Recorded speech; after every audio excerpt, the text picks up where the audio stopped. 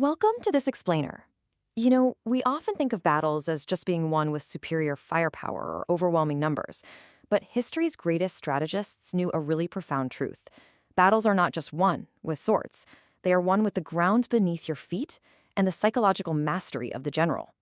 Today, we're cracking open Sun Tzu's timeless manual to look at warfare from two entirely different but deeply connected perspectives: the physical earth and the landscape of the human mind. Today, we'll be covering four key areas: mastering the battleground, the six paths to defeat, the leader's mindset, and finally, the power of desperation. Let's kick things off with Section 1, Mastering the Battleground, where we learn that the Earth itself is a soldier's best ally. Before you even think about your enemy, you've got to understand the physical board you're playing on. Sun Tzu breaks this down into some incredibly practical rules of positioning. Take accessible ground, for instance, where anyone can move freely. The rule here is super simple. Get to the high, sunny spots first and protect your supply lines. Then you have entangling ground. This is basically a trap. It's easy to leave, but incredibly hard to get back to. You really only attack from here if you are absolutely certain the enemy is unprepared, because if they are ready and you fail, it's a total disaster. And third, temporizing ground. This is a stalemate waiting to happen. If neither side gains an advantage by making the first move, Sun Tzu says don't take the bait. Instead, retreat, entice the enemy to come out, and then strike when half their army is exposed. It's a deadly game of chicken where the winner is the one who refuses to play. And this logic totally applies to more extreme environments too. It's all about knowing when to hold your ground and when it's just a terrible idea to fight. Think about narrow passes. They act as strict bottlenecks. If you get there first, fill it with troops and wait. If the enemy beats you to it and guards it fully, stay far away. The exact same logic applies to precipitous heights. Take the high ground and let them exhaust themselves climbing up to you. Never follow an enemy up a mountain. And finally, if you are at a great distance from an equally matched enemy, fighting is actually a major disadvantage for you. You don't have to engage just because an enemy happens to be there. Moving on to Section 2, Six Paths to Defeat, or Calamities Born of Leadership. Pivoting away from the physical ground, we have to face a pretty harsh truth here. The Earth doesn't cause disasters. According to Sun Tzu, catastrophic failures on the battlefield come straight from the general's own faults.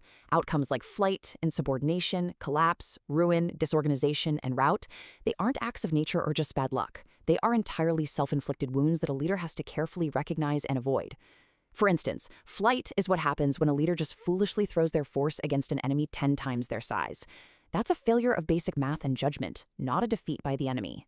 It all really comes down to a dangerous lack of balance within the ranks.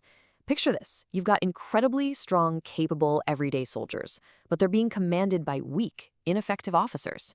That breeds insubordination. The troops simply won't listen. But flip that around. If the officers are insanely harsh and demanding, but the soldiers are too weak to meet those demands, you trigger a collapse. Extreme strength in one area, paired with extreme weakness in another, will literally tear an organization apart from the inside out. It's like dropping a Ferrari engine into a golf cart. Eventually, something is going to break. Then there are the massive dangers of pure, unchecked emotion. We all know that one manager who sends angry, impulsive emails at 2 a.m., right? Well, in warfare, when higher officers act out of anger and launch rogue attacks purely out of resentment before the commander is even ready, it brings absolute ruin. The entire army gets doomed by a temper tantrum. On the flip side, a rout happens due to a total lack of situational awareness, like sending weak troops right into a powerhouse frontline. It is guaranteed slaughter born of terrible management. Which brings us to Section 3, the leader's mindset, focusing on the careful balance of discipline and care. To avoid those self-inflicted disasters, a leader can't just be some cold, calculating tactician. Sun Tzu hits us with this incredibly profound piece of wisdom. Regard your soldiers as your children, and they will follow you into the deepest valleys. Look upon them as your own beloved sons, and they will stand by you even unto death. That imagery is so striking. Deep, parental care creates a bond so powerful that people will face literally anything for you. It's built on devotion, not fear. Treat your team like beloved children, and they're with you all the way. But, and this is a massive, crucial but, if you're kind-hearted, but you can't actually enforce your commands or keep order, Sun Tzu warns that your troops essentially become spoiled children. And in the context of life and death warfare, spoiled children are completely useless for any practical purpose. Empathy is absolutely vital, but it always has to be anchored by strict authority. When you actually nail that perfect balance, something amazing happens. Your force starts acting like the Shuaijian, a mythical snake from the Chong Mountains. This snake has such flawless, seamless unity that if you strike its head, its tail comes around to attack you. Strike the tail, the head strikes back. Sun Tzu points out that even soldiers who are sworn enemies will rescue each other if they're caught in a storm in the same boat. They'll help each other out as naturally as your left hand helps your right. That is the absolute gold standard for organizational unity. Finally, we reach Section 4, the power of desperation, the ultimate psychological checkmate. Here we shift from physical terrain and discipline into Sun Tzu's most extreme psychological tactic, weaponizing the human will to survive. He actually advocates for a radical escalation of deception by the leader, deliberately severing all ties to safety. Step 1 is to mystify your own officers and men. Keep your ultimate plans a total secret. Step 2 is beautifully terrifying.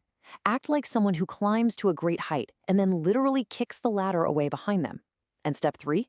You burn the boats. You break the cooking pots. You drive your team deep into hostile territory with no clear way home. You are intentionally stripping away any option to retreat. Now, why on earth would a leader do this? Because when you throw people into situations where there is zero chance of escape, they will absolutely prefer death to flight. Sun Tzu acknowledges that on the day this happens, the soldiers might weep. But once they are backed into a corner, placing them on this desperate ground triggers a primal, unstoppable survival instinct. They will fight with an earth-shattering level of courage. The psychology here just fundamentally shifts. When death is the only alternative, people completely lose their sense of fear. With nowhere to run, they stand incredibly firm. Suddenly, the need for micromanagement completely vanishes. The troops will fight fiercely, do exactly what needs to be done without waiting for orders, and remain utterly faithful. By completely removing the safety net, the army naturally achieves maximum focus and unbreakable solidarity. As we wrap up this explainer, we really need to look at the math of victory. Sun Tzu warns us about the trap of the halfway victory. You might know your enemy's weaknesses inside and out. You might know your own team's capabilities perfectly. But guess what? That only covers 2/3 of the equation. If you are ignorant of the ground beneath your feet, the accessible, the entangling, the precipitous terrains we talked about, you are still profoundly vulnerable. It all comes back to this. If you know the enemy and know yourself, your victory will not stand in doubt. If you know heaven and know earth, you may make your victory complete.